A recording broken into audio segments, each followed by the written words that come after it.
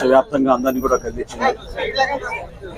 ఉదయం నుంచి గౌరవ ముఖ్యమంత్రి గారు చంద్రబాబు నాయుడు గారు, అదేవిధంగా రాష్ట్ర ఉప ముఖ్యమంత్రి పవన్ కళ్యాణ్ గారు కుటుంబాలకి సానుభూతి తెలపడం కాకుండా దిగ్భ్రాంతితోటి ఇక్కడ జరగాల్సిన కార్యక్రమాలు ఏ విధంగా కుటుంబాలు మేము ఆదుకోగలుగుతామో ప్రభుత్వం నుంచి గౌరవ మంత్రి గారు అనిత గారు, అదేవిధంగా మా గౌరవ శాసనసభ్యులు అందరూ కూడా సమీక్షించుకుంటూ ముందుకు వస్తూనే ఉన్నాం.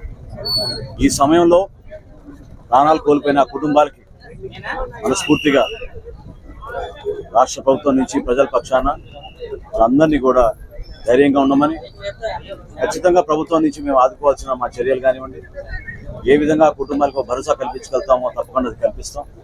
ఇందులో దురదృష్టమైన సంఘటన 7గురిలో 2 జనసేన పార్టీ క్రియాశీలక సభ్యులు దుర్గాప్రసాద్ నాయుడు గారు, అదేవిధంగా మణికంఠ గారు, 2 కూడా అంబాజీపేట నుంచి పాపం వాళ్ళు కష్టపడి విశాఖపట్నంలో ఉద్యోగాల కోసం వచ్చి ఇక్కడ స్థిరపడి వాళ్ళు చేసుకున్న కార్యక్రమాల్లో భాగంగా ఈరోజు దర్శనం కోసం ఆ రోజు సంఘటన జరిగింది.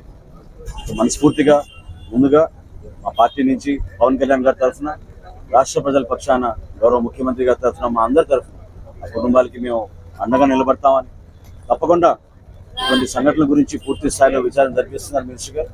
ఆ వివరాలు వచ్చిన తర్వాత మరొకసారి మీ అందరితో కూడా మేము మాట్లాడతాం. Thank you.